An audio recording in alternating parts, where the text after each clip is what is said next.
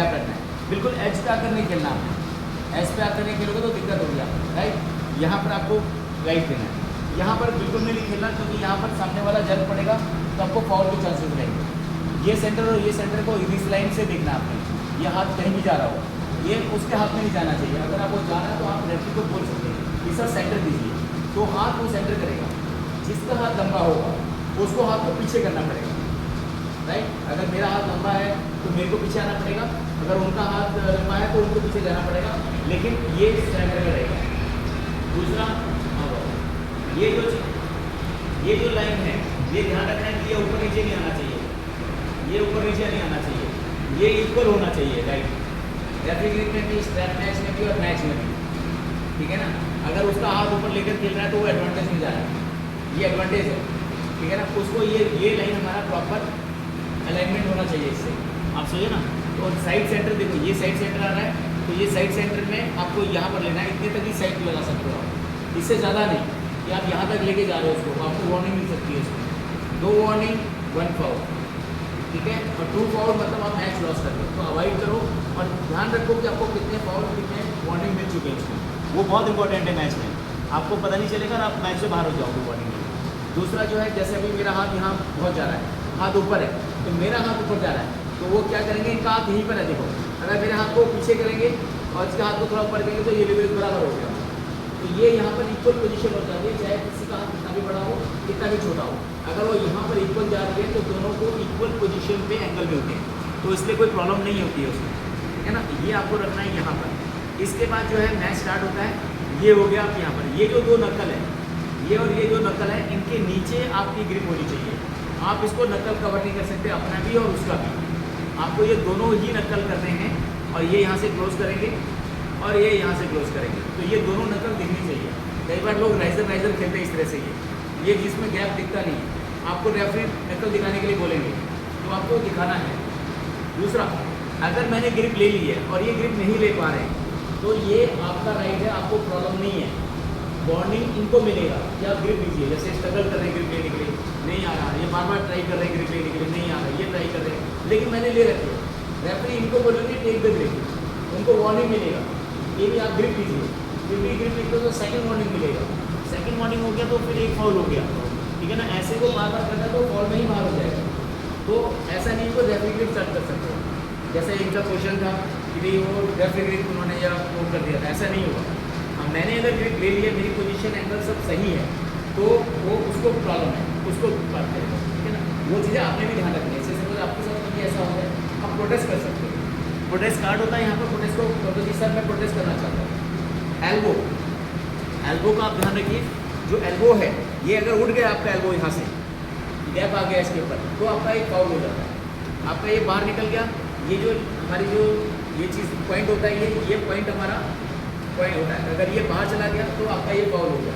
ये बाहर नहीं जाना चाहिए किसी भी एंगल से, ना ये उठना चाहिए। दूसरा, जैसे इनका हाथ एज पे है, मैं इनको पुश नहीं कर सकता, आई कैन नॉट पुश करेंगे तो मेरा फाउल होगा। यहाँ पर मैं पुल करूँगा तो उसका फाउल होगा, मैं पुल है तो ये आर्मरेस्लिंग पुलिंग है, पुशिंग नहीं है, पुल कर सकते हो। पुलिंग में कहीं भी आप इसको ले जा सकते हो। Got it? क्लियर है? किसी को डाउट, किसी को पूछना है इस बारे में? यहाँ क्लियर है।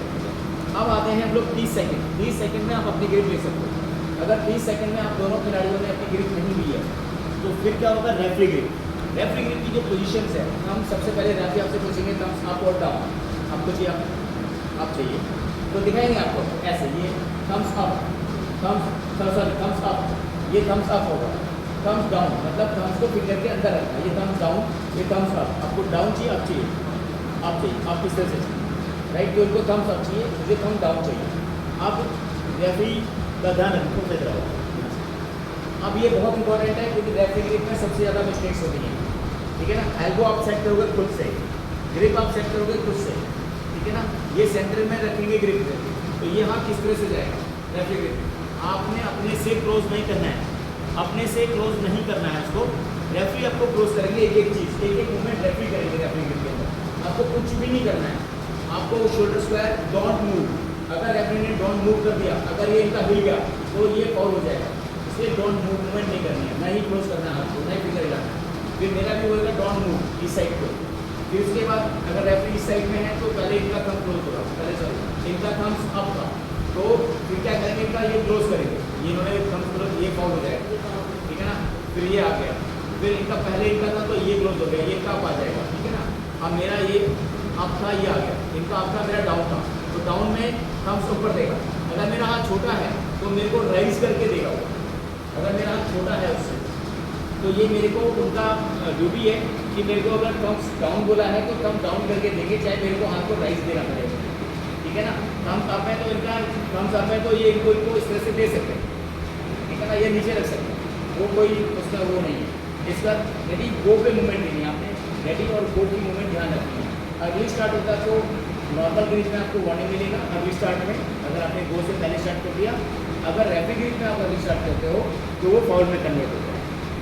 आपको फिंगर रखते हो कि रिस्ट नहीं बैंड करनी, जैसे से सपोज उन्होंने रेफरी गई और आपने ये कर दिया, ये भी फाउल जाएगा। अगर आप राइज कर रहे हो, प्रेशर डाल रहे हो, ये देखो ये प्रेशर आ रहा है, ये प्रेशर आ रहा है, तो अगर ये प्रेशर आता है तो रेफरी जब हाथ पकड़ते हैं तो प्रेशर पता लग जाता है, तो उसको रेफरी को अगर लगा कि आप उसको राइज कर रहे हो तो वो आपको फाउल कर देगा।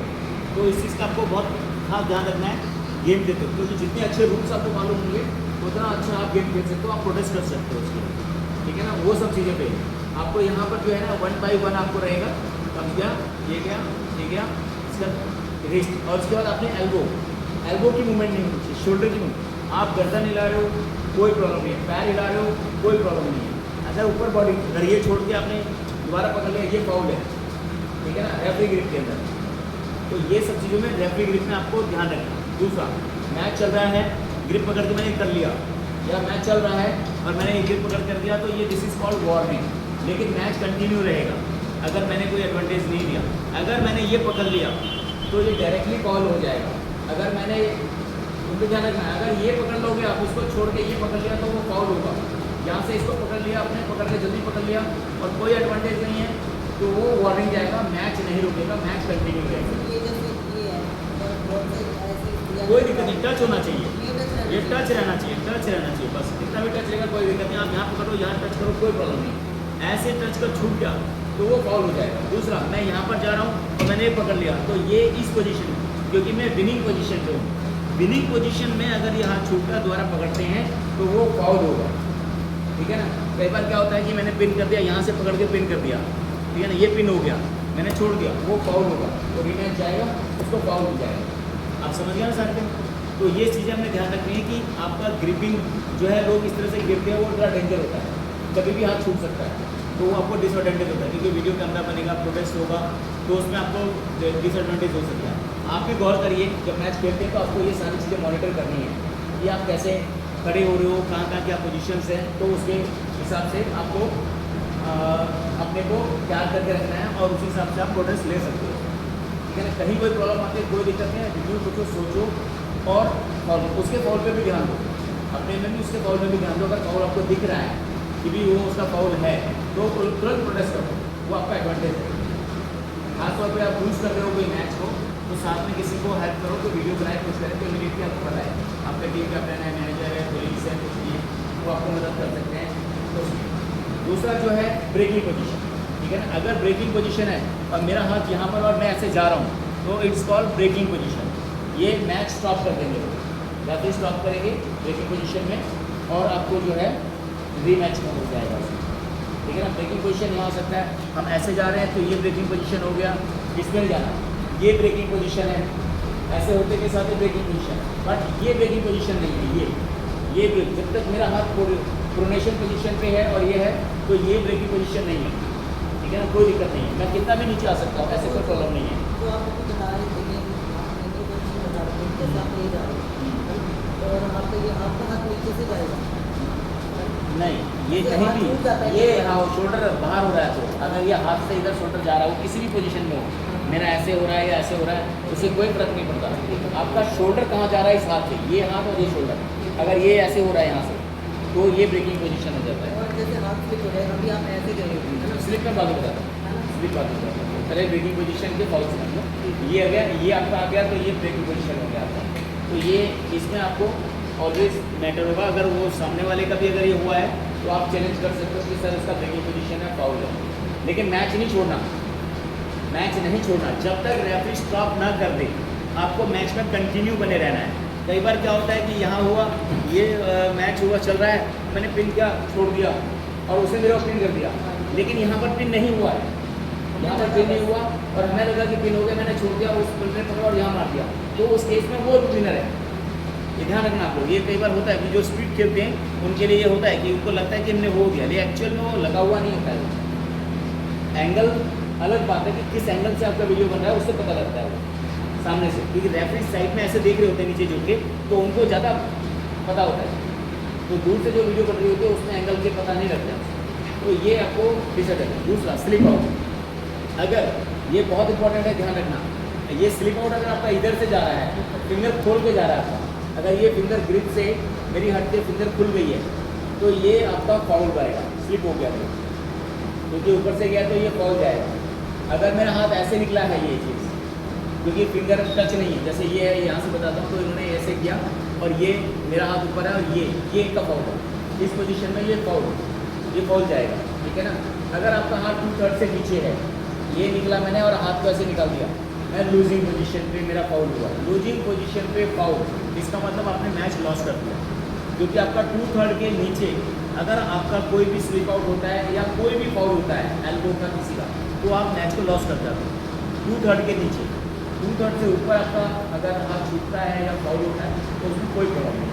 तो उस चीज़ का आप लोगों ने बहुत ध्यान रखना है कि फाउल कहाँ पर हो रहा है, यहाँ पर भी हो रहा है कि नॉर्मली क्या होता है कि पैड यहाँ पर लगा हुआ है हमारा, ठीक है, और हम यहाँ से ये कर रहे हैं, देखो मेरा हाथ चला गया ना, अब मैं 2/3 के नीचे जा रहा हूँ क्योंकि मेरी उंगली खुल गई है, मैं इसके नीचे चला गया, तो मैं ये लूजिंग पोजीशन पे क्योंकि हमारे फिंगर को डाउन कर देता है ऐसे, और से सबको जब मैंने ये किया, मैंने करके ये करके दोबारा ग्रिप पकड़ ली, लेकिन मेरा हाथ तो उसके पिन से नीचे आ गया ना, पिन से नीचे आ गया, लेकिन मैं दोबारा ग्रिप पकड़ ली, उसको खोल के दोबारा ग्रिप पकड़ ली, लेकिन मैं लूजिंग हो चुका हूँ कि मेरा हाथ पिन पैड के ऊपर क्रॉस कर चुका है।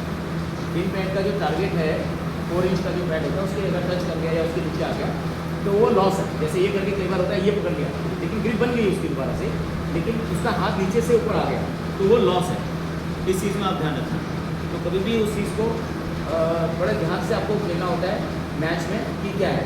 पिलर्स को आप दोनों यूज़ कर सकते हो, दोनों पिलर को यूज़ कर सकते हो, और सामने वाले पिलर को अगर सामने वाला खिलाड़ी मना करता है आपको करने के लिए तो सामने वाले पिलर को हम नहीं यूज़ करेंगे। अगर वो मना कर रहा है तो नॉर्मली होता नहीं है ऐसा, लेकिन फिर भी क्योंकि उसको भी आपका सामने वाला प्लेयर यूज़ करना है, तो ये म्यूचुअल अंडरस्टैंडिंग होती है, वो मना नहीं करता।